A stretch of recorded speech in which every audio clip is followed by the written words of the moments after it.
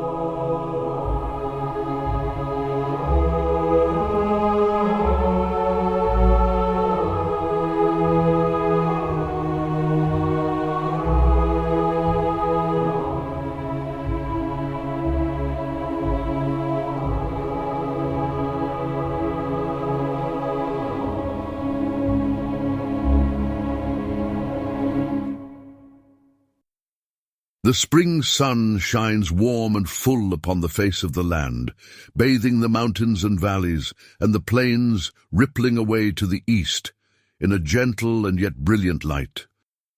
Peaks still capped with snow look down, as if turning a kind and gentle eye upon the small hamlet, but a group of houses spread about, that resides in the wide plain of Telonis. Among the newly sown fields of grain and the vegetable gardens, showing the first sprouts peeking from the earth, among the trees swaying and singing in the soft wind, winds a path upon which walks a figure, cloak billowing behind it as if delighting in the caress of the breeze. The figure passes a field in which children play, their voices echoing as they call to one another in some game of their own devising and discovery, which captures them and carries them forth to their heart's content in wonder, earth and sky, encircling, protecting and fostering their play. And on the figure goes, down the path, toward a house that lies at the very edge of the plain, with a small field and a barn for animals. And were it the figure's intention to knock upon the door and ask for the owners of the homestead, this proves unnecessary, as an aged man and woman sit together upon the shaded porch, watching the figure walk up the way. "Hail, friend," calls the man, though he knows not whether the figure is such. The response comes in a voice so kind and so gentle that any caution that they had before is now dispelled. "Hail, dear friends." The man and woman arise and take a few steps from the porch, allowing the sun to fall upon their faces, and they watch as the man approaches them at a short distance, the full light of day like a halo around his head and illuminating his kind features, as if with enduring light shining forth, not only from above, but from within. "We welcome you to our humble home," says the woman. "What might be the reason for your visit this day?" "I thank you for your warm welcome," says the man. "I come bearing news both joyful and sorrowful. Perhaps we should sit somewhere so that my tale may be told in full." "If that is your wish," replies the aged man, "though the weather is fine today, and I would not mind remaining outside." "Nor would I," replies the visitor. "Then let me draw a few chairs into the sunlight, and we can speak together in its rays." When this is done, and they sit together facing one another, the visitor speaks. "I would like to introduce myself, for I know you even though you do not yet know me. My name is Eldarian Ilumil. By grace and mercy, I am the new king of this land, guardian and custodian of her people. I am also the blood brother of your daughter, whom you loved so deeply even though she was not sprung of your flesh. I would like now to speak to you in her name, and to share with you her story."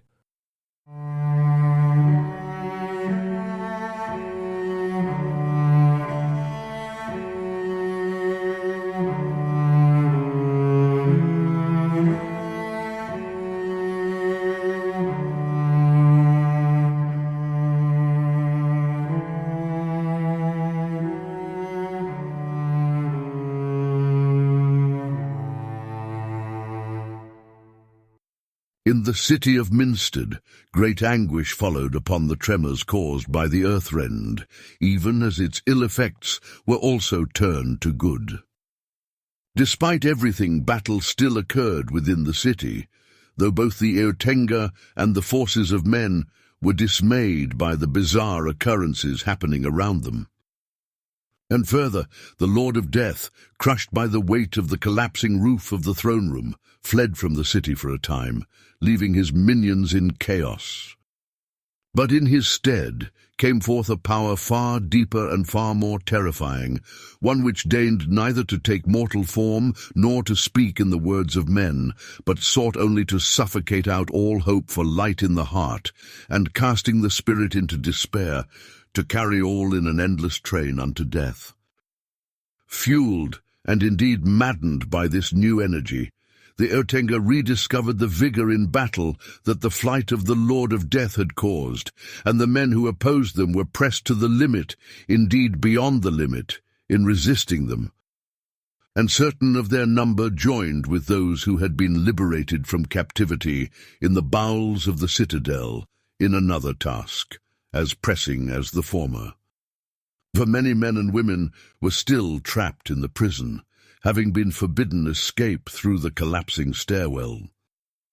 Syrian, too old to have the vigor for such a task, nonetheless worked himself to exhaustion in tending to the wounded in a sheltered camp set up and guarded on a side street not far from the citadel. Tiliana, for her part, with the collapsing of the roof in the throne room, had expected death. And yet soon it became apparent that the ceiling had bowed inward as it fell, creating a wedge that had speared the oncoming Dryer, and yet had left the edges of the chamber untouched. She found herself therefore crouched over the body of Rawlane, unmoving and apparently lifeless. In the darkness she had laid her hands upon his face and his chest, and felt the slightest hints of breath. Carrying him, therefore, as she had once carried him from the pits of the forge, far beneath the earth, she escaped to a side chamber, a small room that appeared to be a bedroom for some minor officer of the city, and there tended to him. He awoke after a few hours, though he spoke little and remained frail. She instead spoke unto him, in words of solace and consolation, even as the darkness deepened around them and filled their minds and their hearts to the point of breaking. When Rawlane rested, she would depart for short periods of time to gauge the state of affairs around them, and to assist in what little way that she could. Many there were who were wounded either in battle or in the chaos resulting from the quaking earth. She learned that they had narrowly escaped a much worse fate. A great and massive chasm had opened in the earth, marring the face of Telmerian for many miles, just to the south of the city. Yet of such things she had little time to take thought, for the more intimate and yet more important matters drew her attention, the tending of wounded bodies and hurting hearts. Yet all the while her heart wept within her, both at the visible destruction and spiritual anguish all around her, but also at the agonizing pressure of the weight that lay upon her own heart. And yet in the midst of this, sensing the manner of evil presence that was besieging the city, she could not but think with longing and with fear of her dear friends, Eldarian and Elmarie, who walked into direct confrontation with precisely this evil. The turning point came suddenly and unexpectedly, with no signs to herald its coming. In the midst of the raging battle and the anguished care for the fallen and wounded, a pillar of light had burst forth above the mountains far in the east, joining heaven and earth. And for a long moment it was as though time had stopped. All turned and looked toward the light, the Eotenga in horror and the children of humanity in hope. Then an orb of radiance in the form of a man shone forth in the midst of the pillar, as if descending with arms outstretched. And then, in the next moment, another figure, of lesser light, arose from the earth and met the former. When they met, there was a burst of brilliant light that, like an explosion of greatest intensity, spread forth from the pillar. And yet this explosion spread not to destroy, but to heal. The black mist was cast away like a lingering nocturnal fog before the burning rays of the rising sun. And behold, to the east they saw precisely this, the sun just now cresting the mountains and showing his warm and consoling face, the first sunrise after many days of darkness.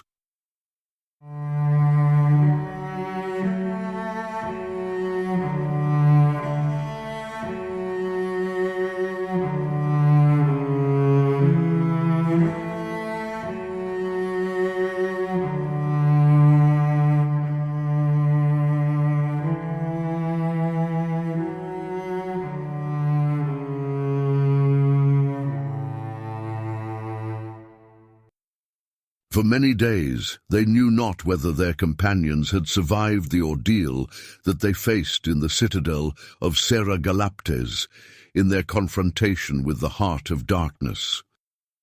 All in Minstead attended now to the care of the wounded and the honourable burial of the fallen, for with the coming of the light the creatures of darkness, one and all, had disappeared into nothingness, and the land was at peace. The hearts of Rolain, Tiliana, and Syrian reached out with longing and with hope, and they wished to go in pursuit of their friends. Yet even if something could be done, the trail was long and circuitous, and more immediate and pressing matters called for their attention. All that they could do was abide in trust and in waiting. But on the 18th day after the ending of the great darkness, Eldarion rode into the city on a steed that he had acquired in the city of Winfreya. Immediately they saw in his countenance what had occurred, for in his eyes he bore a deep sorrow, serene and peaceful, and upon his brow shone a mysterious light, a joy deeper and wider than any they had yet known. Upon his coming, many fell down before him, prostrating to the earth, for in their hearts they knew that he was the promised king. "Hail, Saviour King," many had exclaimed. "Light has come after this time of darkness, and when faced with destruction, we have been given instead life and light unto gladness for evermore." But his dearest friends had another greeting to give to him, the warmth of embrace and the kindness of love that burns in face and heart. But then they spoke together in sorrow of the one who rode not back with Eldarion from the heart of darkness, and he revealed unto them the sadness of her parting and the beauty of her gift. All four companions then bowed their heads, remembering Elmarie, their sister, so innocent and so pure, whose presence shall be dearly missed, even as her sacrifice, and her radiant beauty shall be ever remembered. Then they went forth together to the castle wherein the great part of the battle had been fought, and many went with them, and they looked upon the loss and the destruction, and wept. After this there was a great mourning for all who had fallen in the war of darkness, and the king led them in prayers for those who had been lost. The fields to the north of the city became the burial place of hundreds, and the remembrance also of the many whose bodies could not be found or had been lost in the prior siege of the city. Stones from the fallen and crippled buildings of Minstead were carried forth upon carts and used to mark the burial places, with words of blessing etched upon them. But after the time of mourning had passed, though mourning always continues in the heart as long as this life lasts, the time of rejoicing began. Messengers were sent out to all the towns and cities of Telmerion with the joyous message that the enemy had been vanquished and the land liberated, and that a king had arisen who had led the people from darkness and would be their guide unto light in the dawning future that awaited them. And remembrance of the sister queen was not absent either, and she would henceforth be remembered by all the generations of the people, and her name would be forever blessed.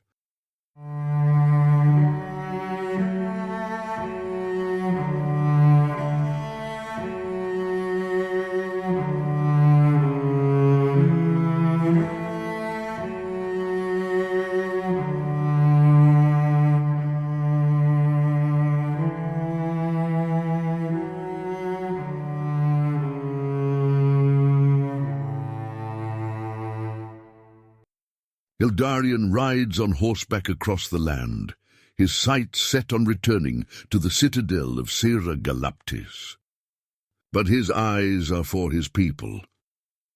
He rides now on the longer way, around the southwest end of the great chasm, the Earthrend, and again through the city of Onilanden.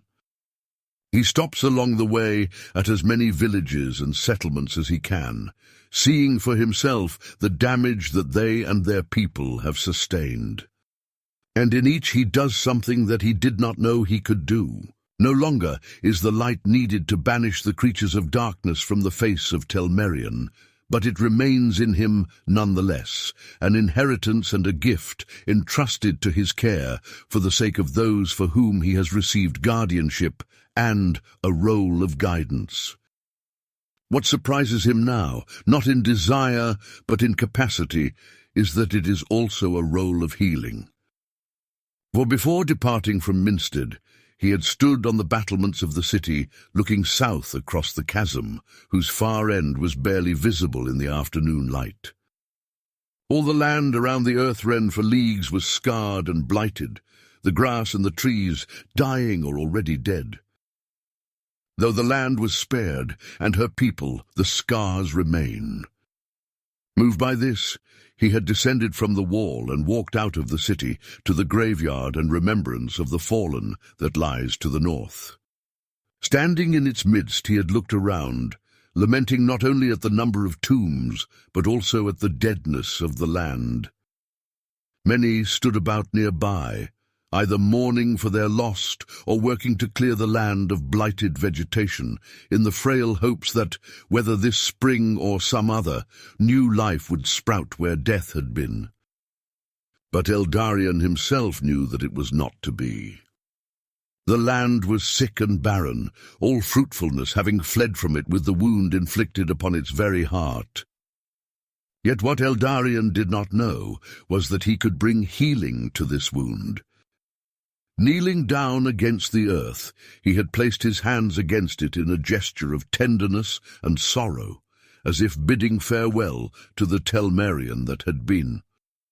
But in a moment, light had begun to spread forth from his hands, curling like water, channeling in hollows of the earth, like streamlets widening from a wellspring across a broad, flat plain. Soon the entire field and beyond, all the way to the edge of the great chasm, was bathed in light and glowing gently. And then, to the astonishment of all, green buds sprouted up from the earth, where but a moment before only lifelessness had been. Trees and grasses, bushes and flowers, all sprang forth and waved gently in the breeze, turning a blackened landscape immediately into an ocean of green. One man far to Eldarion's left exclaimed, "And it is hardly the beginning of spring," while others simply laughed in sheer wonder and delight. Tiliana, who stood a few paces behind her king, made the remark, "Telmerion shall henceforth be, by the ministrations of the light, a garden, where death is replaced by life and barrenness, by abundant creativity and radiant fecundity." And so Eldarion has done in every place through which on his journey he has passed, bringing life back into a land that was scarred and poisoned unto death. And all who see him know and are convinced, with the deep consolation of the heart, that their king has indeed come. And thence he comes forth again to the great citadel in which the darkness was conquered and the light victorious, and in which his beloved sister departed this world, leaving both peace and painful longing in her wake. He ascends the great stairs up the side of the mountain and beholds the citadel, so different in appearance and feel than it had been in its time of darkness. Now its massive stone walls, ancient and yet so white and pure that their faces shine brilliant in the sun, stand visible like a beacon upon a hill, and the lines and curves of the citadel's architecture show forth not only masterful craftsmanship, but an eye that had gazed long and deeply into the light. Henceforth, for many ages, people would look up toward the Teldran Mountains, and if the day were especially clear, or the sun particularly bright, they would exclaim, "Look, it is the great white citadel, the home of the king." For so it is to be. Eldarion returns to the citadel, and many shall follow him hence in the coming days. With the destruction of many towns and villages throughout the center of Telmerion, and even with the after-effects of the terrible conflict in which the Empire engaged in its last push for power in the lands of Rovus and Mineus, a new settlement is to be built.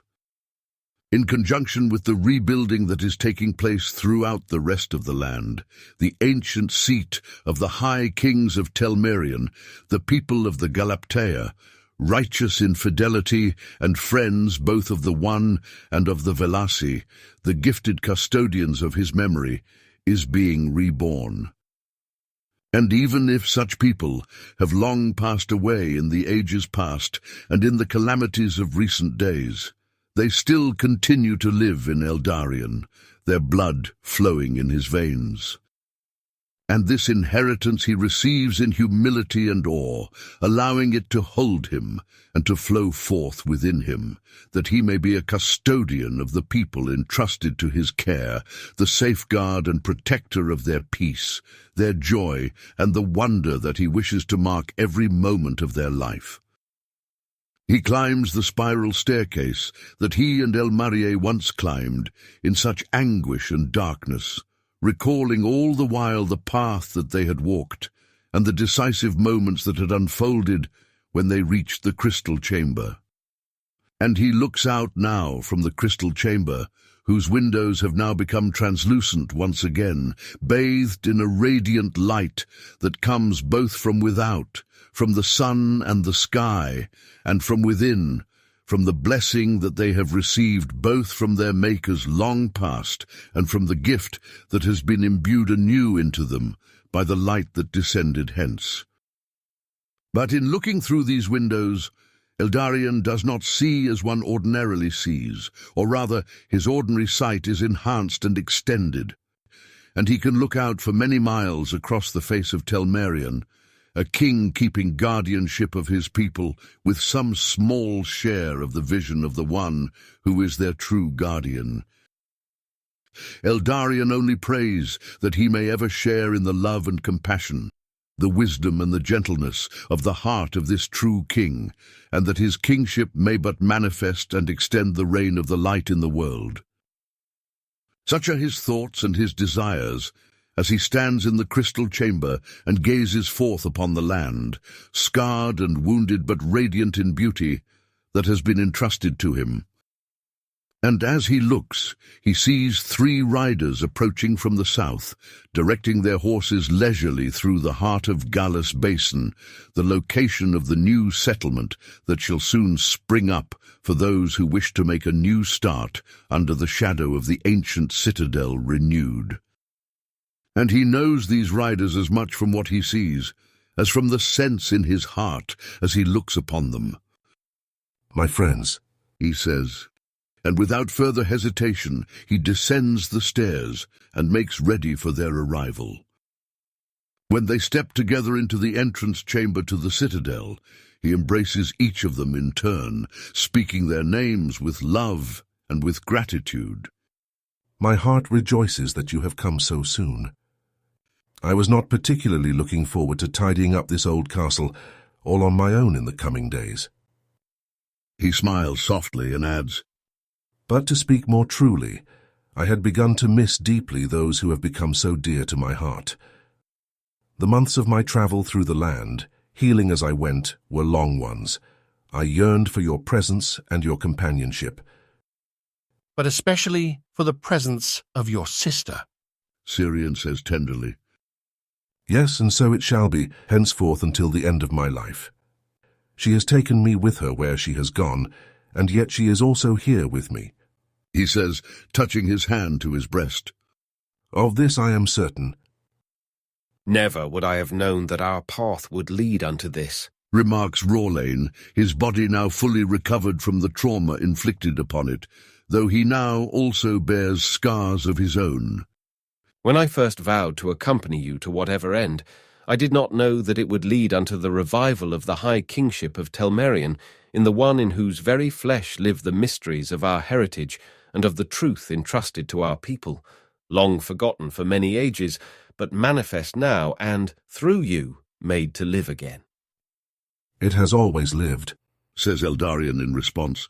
It is only that we had forgotten it, and what great grief such forgetfulness caused.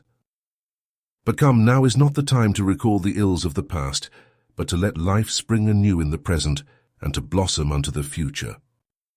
Let us only walk with humility and awe of heart, with gratitude and with confidence, for an inexpressible and eternal love goes before us, and walks with us at every step of the way. I speak a wholehearted yes to that, Rorlain says with a heartfelt and joyful laugh, and in this moment Eldarion is moved to witness the newness of being that his friend has discovered, a lightness found not in any earthly home alone, but in the home of the heart that fills every home while surpassing them all, the true and enduring repose. You know, Rorlain, Eldarion begins, a twinkle of gratitude and wonder in his eyes. Let us go together to visit your father soon. I would like to see him again and to do so with you. That would be wonderful. But then I come back with you. You shall never be rid of me as long as you live. Nor would I wish for it to be otherwise, Eldarion says, and then, as if taken by a deep remembrance of the pain and beauty of their journey and its ending, and of the meaning that has lived radiant and pure within it all, he continues, I once told your father that the measure of a man lies in his home, and I said that this is even more true of the home of his choice than the home of his origin. A man is not bound to his earthly home, whether good or ill, in an absolute sense. It has formed him, fashioned him, affected him, sometimes beneficially, sometimes harmfully. But as he grows into mature fullness, the home that he chooses reveals even more deeply what kind of man he is and what he values. And I still stand by what I said, yet I also see now that there is an even deeper truth. Beyond what is revealed by a man's choosing is what is revealed in his being chosen. Or rather, I would say, by his being loved, by his being desired. We cannot fashion ourselves however we wish, not only because so many influences go before us on this earth, and we swim in their tide to one degree or another, but even more deeply. This is because our origin, the tender predilection of the love that gives birth to our very being in this world and beyond it, contains in itself the capacity for every choice and the hope of every destiny. To turn against this love is not freedom, not liberation, but the destruction of myself. It is like a branch cutting itself off from the tree in the false pursuit of a liberty, which brings only loss and the anguish of aloneness. He pauses and runs his hands through his hair in thought and then concludes. I suppose what I am trying to say is that the deeper truth revealed to me is that the measure of man lies not only in a man's choice of his home, but in the fact that his home has chosen him. No matter what the contours of our life on this earth may be, no matter what the particular contours of the home that we may find in this life, and may we ever provide a home both beautiful and transparent to the people of our land, our true home is both deeper and wider. It alone is unchanging and eternally enduring. It alone reaches into the deepest depths and the highest heights. Yes, this very home in which our heart finds rest is not a mere earthly home, which can never be more than a way station on the journey, but our very origin himself, which, because he is our origin, is also our true destination and full consummation. Rorlain replies, and the others nod in agreement as he speaks. In the embrace of infinite and eternal love lies the beginning and the end of man, and also his journey throughout this life. I wish for all to know this love and to experience the tenderness of his embrace, the sweetness of his gaze, the blessedness of his communion. Laughing softly, Tiliana says, How I delight to hear your words, my friends. But come, we shall have time to speak much more later. Indeed, Shall you show us this chamber of which you spoke? Syrian says. I would like to see the place in which our dear Elmarie departed from us. My heart longs to say a final goodbye, or perhaps better, to reach out and receive her anew, though the eyes of my flesh can see her no more. Of course I will guide you there. Eldarion answers, and he leads his 3 companions back to the crystal chamber, where they all look together upon the land, and marvel as in their hearts they pray in both grief and in gratitude for their sister and their friend, whose sacrifice allowed the light itself, in a land condemned in darkness unto death, to work such wonders of restoration and life.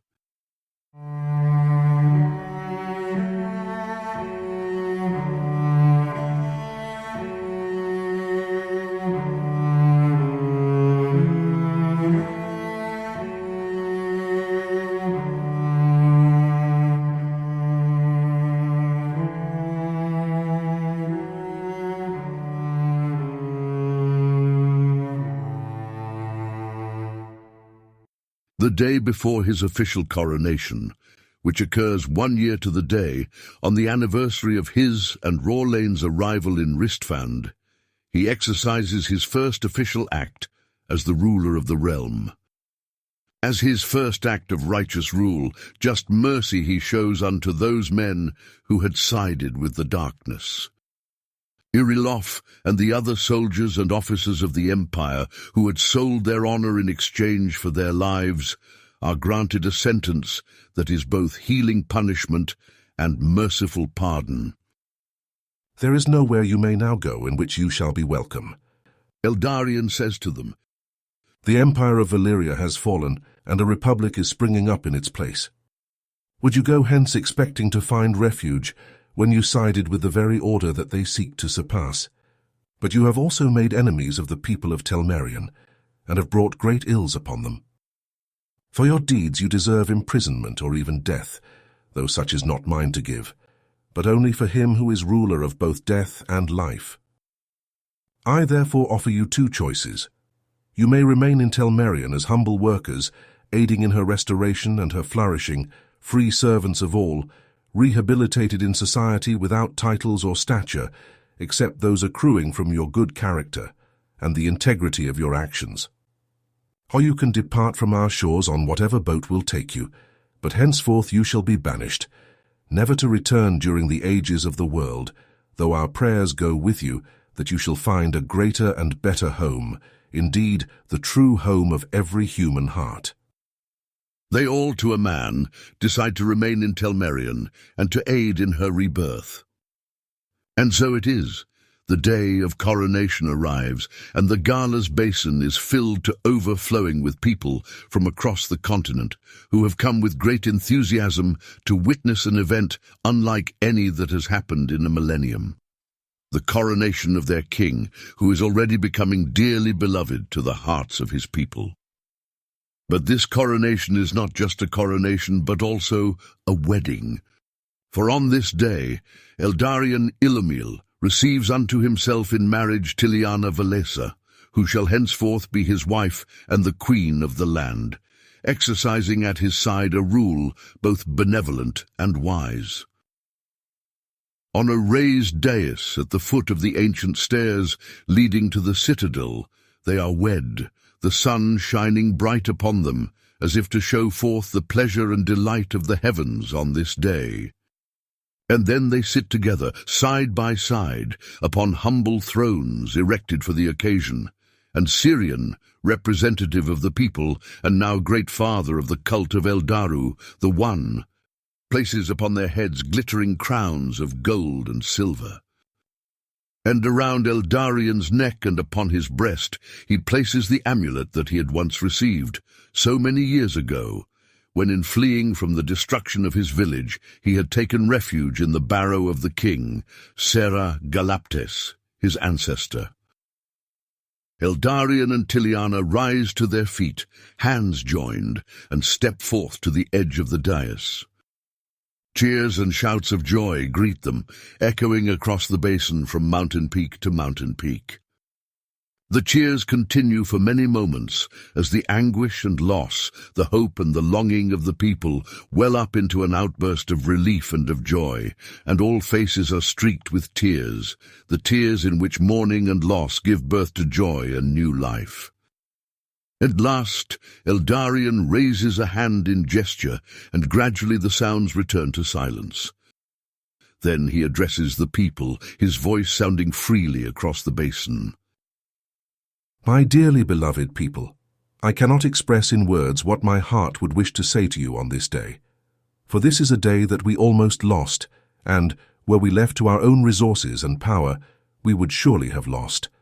But here we stand today, overwhelmed with the goodness and mercy of the one who fashioned us, and who, when our people were sinking into the darkness once again, sent forth his light to liberate and to save, and to mark out for us anew a path from life unto life, even beyond the death that was our due. So let us rejoice this day and every day hence, knowing that this is the reason that we were made, and the deepest delight of the one who made us. Rejoice, I say.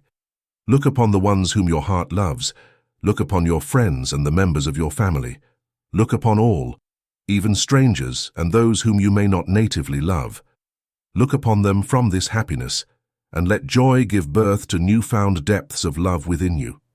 Remember, too, in the sorrows of loss those who have died, and lament their absence, and let the same light of joy beget hope within you that there is yet a land beyond ours which knows no death.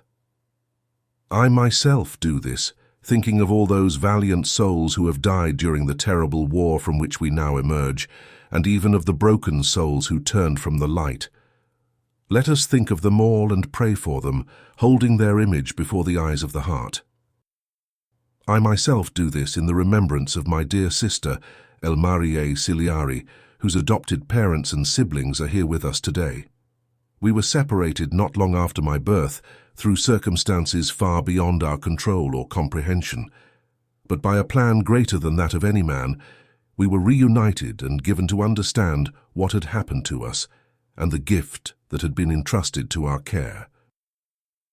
I remember her as I remember so many others, even those men whom I had slain, or who in my company had died, when in my waywardness I had fought for the empire in the wilderness of Tel Velfana. Yes, I share this with you that you may know that I too am a recipient of mercy, and have found life undeserving. As have we all, my dear friends, as have we all. So let us receive this gift, and let us rejoice. For only in the receiving, only in the gratitude that springs up in the heart, can we find joy in the present and hope for the future. Let every dawning day be a new hope of life abundant. Let every budding tree or blossoming flower thrill your heart with the joy of first discovery. Let every moment you live, every word you speak or hear, and the very fabric of time and space that makes up our life in this world, in this land that is ours, be a song of rejoicing and a hymn of praise. That is my wish for you, my people, and that is my intention.